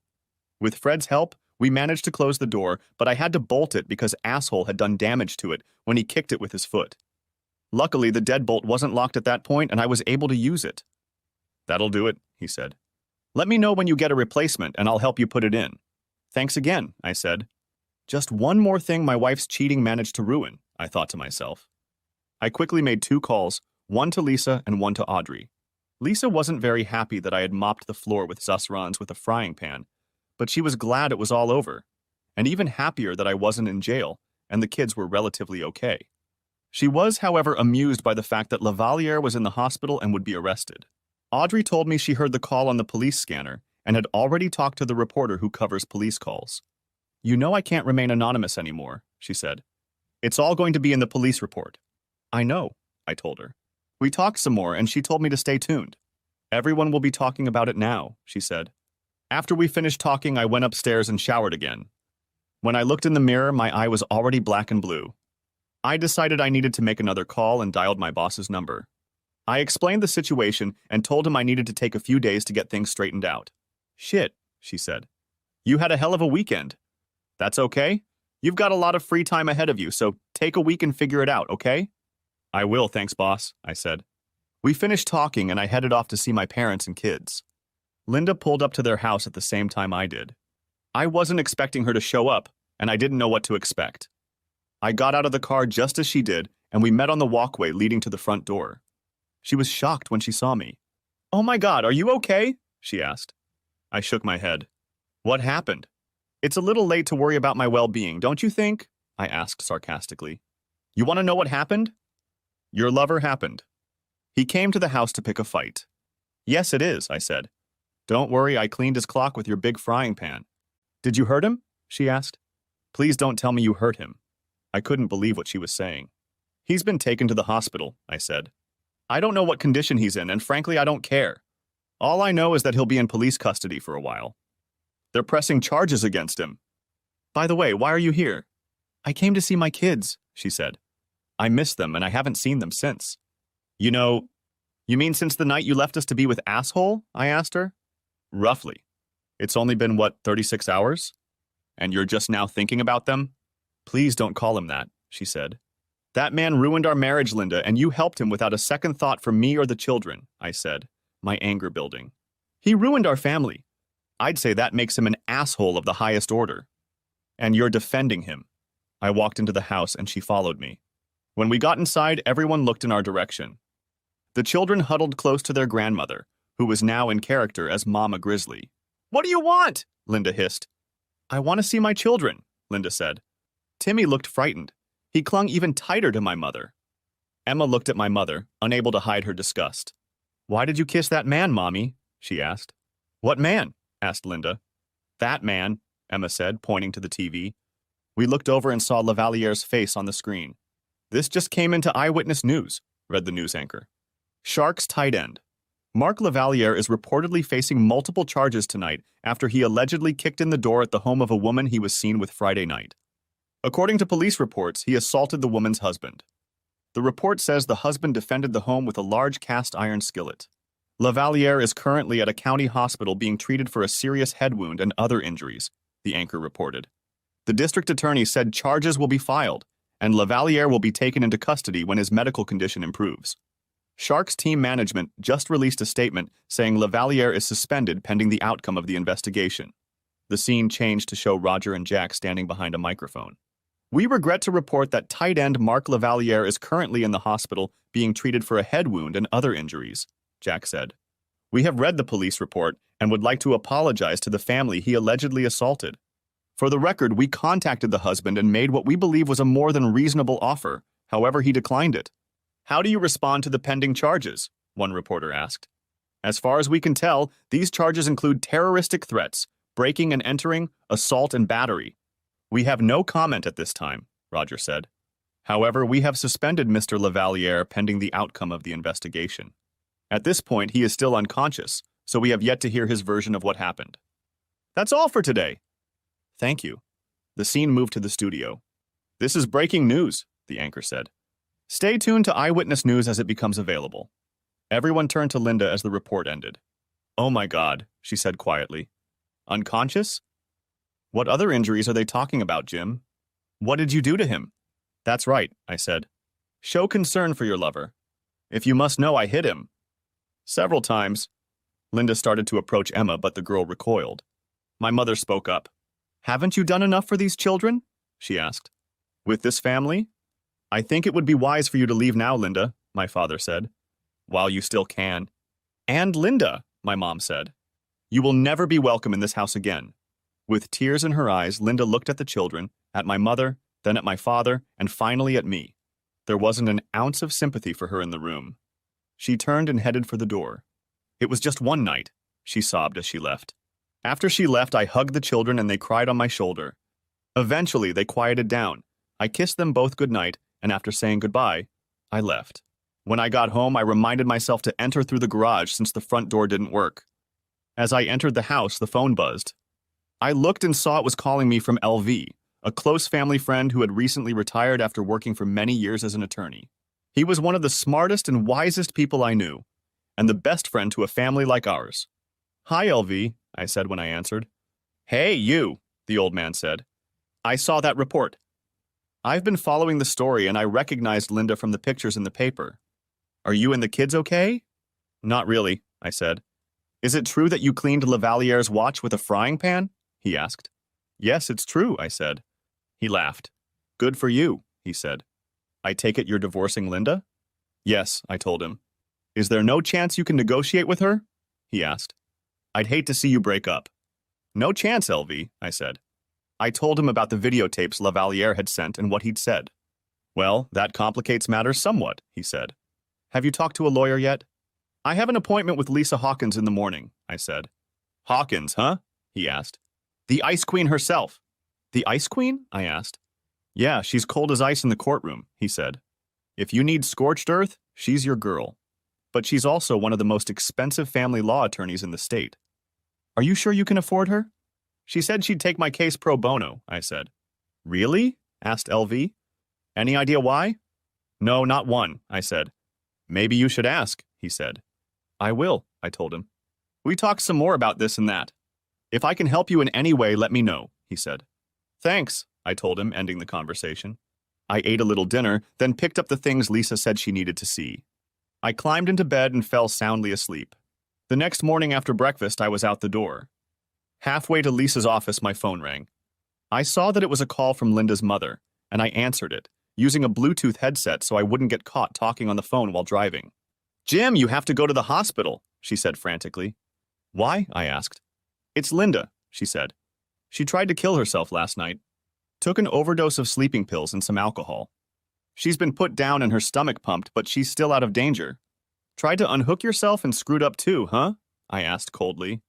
Sorry, I have an emergency right now. Maybe I can swing by her place after the meeting. Jim, she's still your wife and the mother of your children, she said. And she's in the hospital. Don't you have feelings for her at all? Why do you think she's there? I asked. And do you think she even thought about the kids when she left with that asshole? Or about me? I have an appointment with my lawyer. I can swing by her place when I'm done. Please, Jim, she's a total wreck, she said. It's completely destroyed her. She has no one to blame but herself, I said. How can you be so cold? She asked.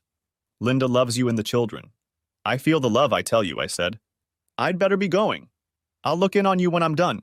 She gave me the room number, and I hung up after saying goodbye. I made my way to the parking lot downtown and then headed towards the building where Lisa's office was located. I was greeted by an attractive young brunette receptionist who directed me to a chair in the waiting area, summoning Lisa. A few minutes later, a petite blonde woman in a pantsuit came out and ushered me inside. Once in the office, she turned and held out her hand to me. I'm Lisa Hawkins, she said with a smile. It's nice to finally meet you, Jim. Likewise, I said, though I wish it had happened under more favorable circumstances. Me too, she said. Well, let's get right to the point, shall we? Did you bring the information I asked for? Yes, I said, pulling out a folder with all of our financial information. I also handed her the USB drive with the videos asshole had sent me. She took a quick look through it all, nodding her head and making notes as she went. So, she said, finishing, here's what I think we should do. We'll file a petition citing adultery as grounds for divorce. In this state, adultery can be used as leverage against any form of alimony. Plus, it looks like you both make almost the same amount of money. Usually the state splits everything in half, but in your case, I think we may be able to get a little more. We'll ask for physical custody, but you should know that in most cases the court awards it to the mother unless there's nothing to indicate she's unfit to be a mother. Well, she tried to kill herself last night, I said. Her eyes sparkled as she smiled. Very interesting, she said. I suppose you could make the argument that a person who attempts suicide isn't mentally stable enough to take care of children. And as you said, her lover attacked your family. That reminds me, I need to apply for a restraining order against her and Lavaliere. Even though he's in the hospital and will be charged? I asked. Especially since he'll be facing charges, she said. He's already shown he's willing to break into a house and attack you. I would say that makes him dangerous. And I think the court would agree with that. Just because he's been charged doesn't mean the court won't let him out on bail or on his own recognizance. By the way, do you have a gun? I shook my head. No, I don't, I said. That's why I used a frying pan. She laughed. Okay, she said. Remind me never to piss you off, at least not in the kitchen. By the way, where are your kids now? They're at my parents' house, I said. Okay, we'll include them and their house in the restraining order, she said. Then she pulled out another packet of documents. I've also started working on a lawsuit against Lavaliere and the team, she said. You should know that usually alienation of affection lawsuits don't go very far. However, I think your case will be helped by the videos he sent you and the allegations stemming from his assault on you, your home, and your daughter. I did a little research and found out that with everything included, he is worth about $125 million.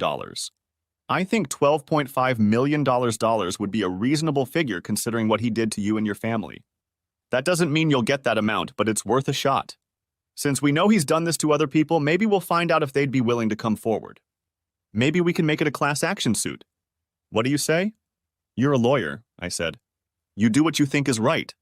Okay, she said. It won't be easy, but we can try. I think we can make similar claims against the team, since all players are required to sign a morals agreement. However, it depends on what they do with it after the charges are filed. You have to know it will be an uphill battle. I've already figured it out, I said.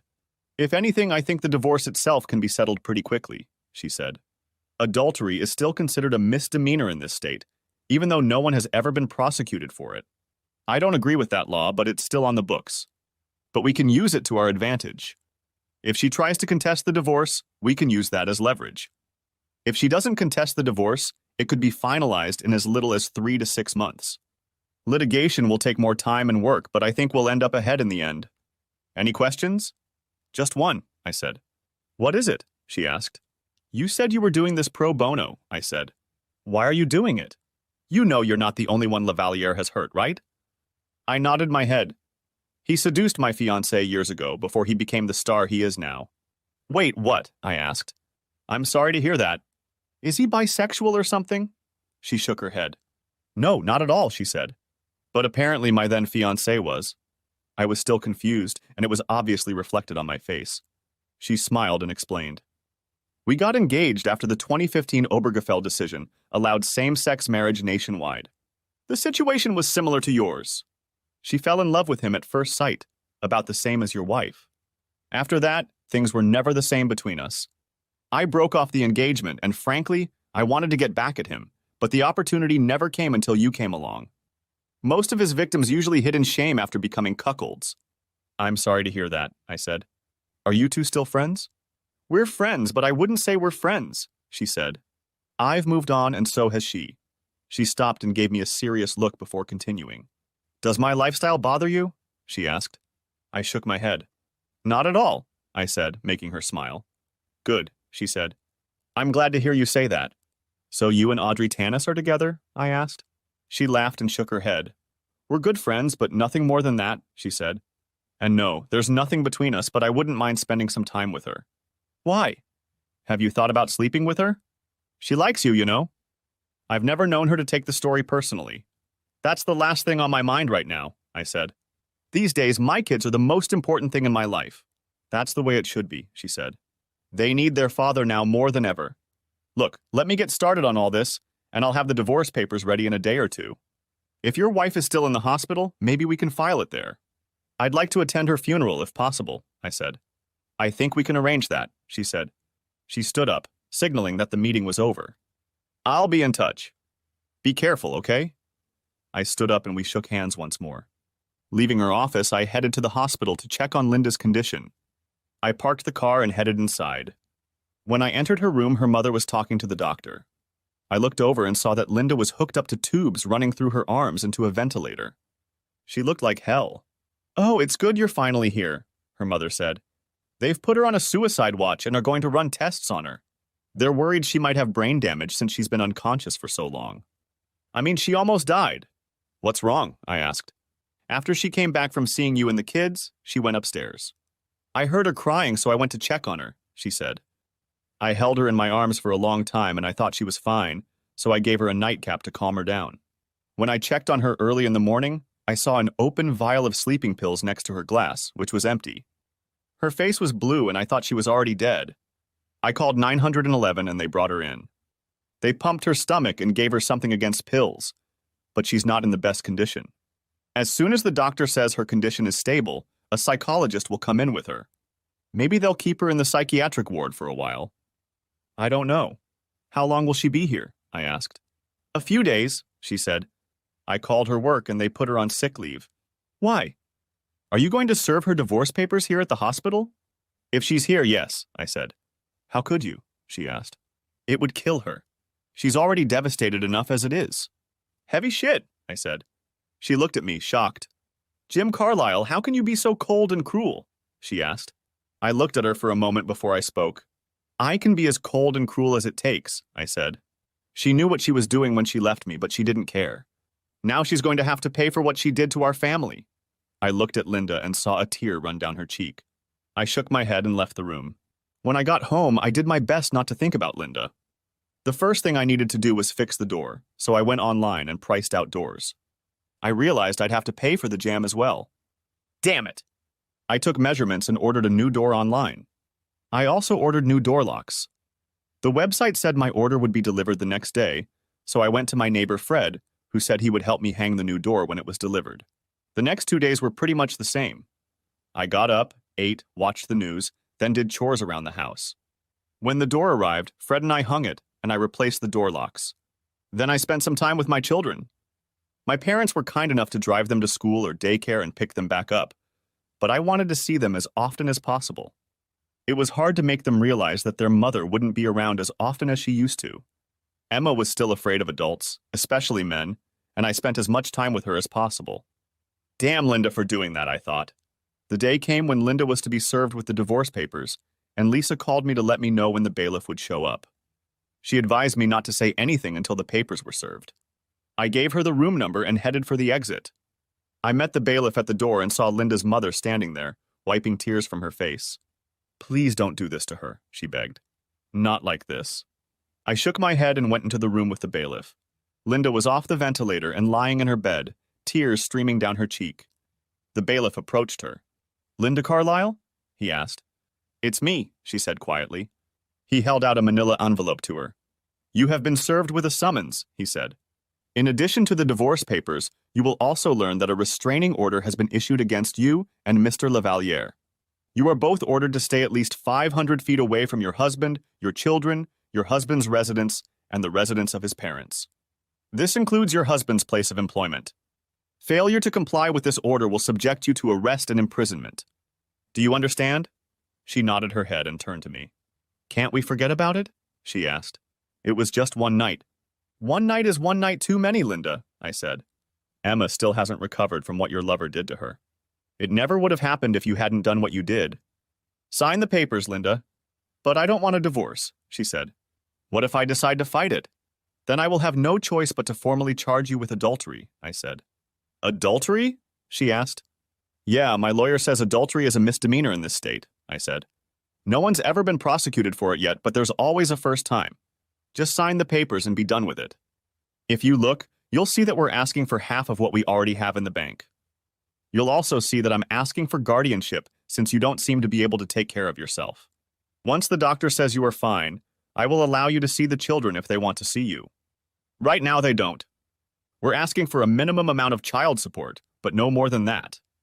You get what's yours, I get the house and what's mine. Under the circumstances, I think I'm being more than fair. Can I at least look at them before I sign? She asked. Of course, I said. She read the papers, tears streaming down her cheeks. After a few minutes, she sighed and asked for a pen. The process server held one out to her and watched her sign the papers. He signed as a witness and took them from her. I'll give them to Miss Hawkins, he said.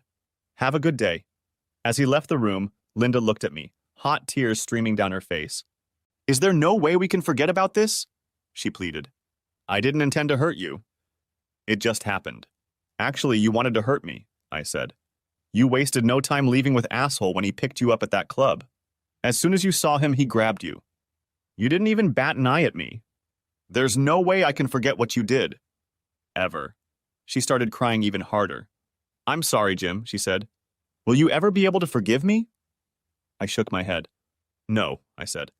I don't forgive you, at least not now. Maybe in a few years, but not now. God knows I'll never be able to forget what you did. I'm so sorry, she cried. Normally, I would have reached out to her to comfort her, but at that moment I felt nothing for her. It was as if she were a stranger on the street, one of thousands of others I could pass by in a day without even glancing at them. Yeah, I said quietly. Me too. I turned and walked out of the room and out of her life. Epilogue. The next few months were difficult for all of us. The children and I were learning to get along without Linda and getting into a routine. I learned everything that Linda used to do, mostly by trial and error. Being Mr. Mom was not easy, but I managed with some help from Mom. After a while, the children didn't miss their mother so much anymore. Emma went to counseling and it helped a lot. Linda, by the way, tried to commit suicide 2 more times and was saved again by her mother. After the 3rd time, she was declared incompetent and placed in a long-term psychiatric facility run by the state. I hear that she spends most of her day in an almost catatonic state, not talking to anyone. She eats, breathes, goes to the bathroom, and sleeps, but that's pretty much it. The rest of the time she sits in her room rocking back and forth and apparently daydreaming about happier times. I no longer socialize with the circle of friends we used to have. Dee exploded when she was handed the papers. Of course, I didn't get a dime from her, nor did I expect to. I just wanted her to know how much her actions, or lack thereof, had helped ruin 4 lives. I saw Dave a few months after that eventful Friday, and he told me they were getting a divorce. It seems she was trying to do the same thing Linda did, and their so-called friends had her back. Now I know what you've been through, he told me. I can't put into words how sorry I am that all this happened. I didn't get as much as I had hoped, but I still managed to get a very good amount of money from them, enough to put both kids through college and still have some left over. I was also able to get lifetime season tickets. Lavaliere was eventually fired, but only after he went to prison to serve 8 to 15 years, having been found guilty of all the charges against him. We ended up filing 2 lawsuits against the asshole. Over 50 men claimed their marriages were ruined by Lavaliere. Lisa put together a class action lawsuit and submitted it to the court. A few months later, the judge allowed it to be heard, and the games began. Lisa told me that no matter what happened, win, lose, or draw, the asshole would end up with no money. I filed a separate lawsuit against him for intentional infliction of mental anguish and damages as a result of his attack on me, the house, and my daughter. We won that lawsuit with a jury award of $1.5 million. It wasn't as much as we originally asked for, but it felt good that we won. Even though Lisa didn't ask for anything, I gave her a percentage for all her hard work. In July, I decided to sell the house. There were too many bad memories associated with it. I found a nice 3-bedroom apartment nearby that included security, bought it, and we moved in.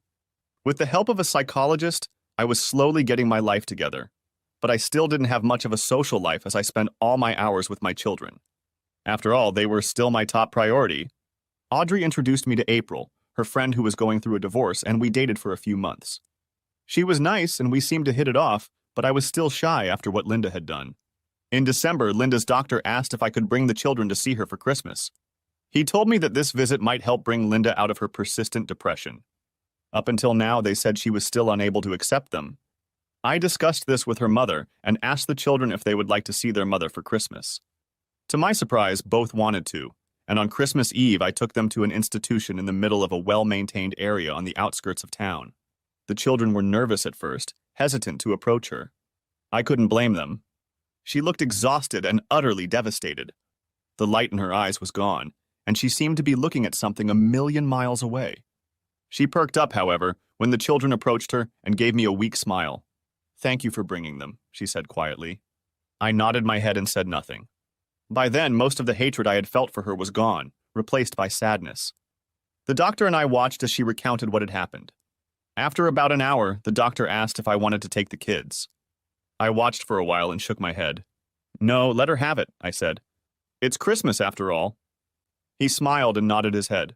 We watched them talk and laugh. The doctor turned to me as Linda and the kids were spending time together. "I'm curious, Mr. Carlyle," he said. "What happened? I know her side of the story and I know what was reported. But I still don't know your story. Would you mind telling it to me? Perhaps it will help me to understand her train of thought." I told him what happened and how I feel. Hopefully that would fill in some of the blanks. When I finished, he looked at me thoughtfully. "You haven't thought about reconciliation?" he asked. I shook my head. "That's never going to happen," I said. "She made a mistake, sure, but can't you get over it somehow?" he asked me. "No, Doc," I said. "Leaving the creamer on all night is a mistake." "I know, I've done that." What she did was cold and calculated. She conspired with her friends to make it happen. It's time for her to take responsibility for her actions and move on. Why don't you help her do that? All she wants is to be loved by her family, he said. Yeah, well then take one in one hand and shit in the other, and see which one fills up faster, I said. You seem to be holding a grudge, he said. How would you feel if you were me, Doc? I asked. Wouldn't you be angry if your wife turned her back and left you without even saying goodbye? I understand you, he admitted. How long do you think she'll be here? I asked. It's hard to say, he said. She's a ward of the state now. She has to show them that she can function independently in society without being a danger to herself or others. Right now, she's a long way from that. She could be here for years. I nodded my head understandingly. We remained silent and watched her interact with the children. Finally, I noticed that Linda was getting tired. She's been getting tired a lot easier lately, the doctor said. He walked over to her. Linda, it's time for you to take your medication. The children need to go home. She nodded her head and kissed the kids one last time. She looked at me. There was sadness in her eyes. Thank you very much, Jim, she said. I'd be glad if I could see them more often. I'm getting better, really. Yes, Linda, I can see that, I said. You look really good, she said. Are you seeing anyone? I date from time to time, but nothing serious, I said. I miss you. And I still love you, she said. I nodded my head. I miss the woman I married, I said. Get well, okay? And Merry Christmas. She smiled, and for a moment I saw a hint of the old Linda. Merry Christmas, she said. And thanks again. You're welcome, I said. The kids said goodbye and walked in my direction. Daddy, can we see her next week? Asked Emma. Can we? Please? Yes, may I, Daddy? Asked little Timmy. Oh, I think we can work something out, I said. Let's get you guys home, okay? Thus began a twice-a-month ritual. Most often the kids were picked up by Linda's mother, but sometimes I did it. A couple times I even had a little talk with her, but we never discussed asshole. There was no way I was going back to her, and she knew it. But she seemed to enjoy the few minutes we spent together. A year and a few days after that Friday when our lives were turned upside down, the first coronavirus death was reported in the United States. It was February 29th. Didn't I say February had to improve to suck? The next month, bans and orders to stay home were put in place. Oh yeah, that sucked. In a few months, it will be 2 years since Linda left the family with Susrans. And while things still suck, they aren't as bad as they used to be. For example, in June 2020, Lavaliere's team put their hands down and settled a class action lawsuit. Lisa was right. By the time all was said and done, asshole was penniless. We didn't get much, but it was nice to know that he was done for good. He'd lost everything. His money, his reputation as a hero to society, his fame, even his testicles, and his ability to ever experience an erection. Even Linda smiled at that. Maybe next February won't suck as much, or at least not as lame as the previous two. Thanks for watching, I hope you enjoyed it. So subscribe to my channel and watch the next video.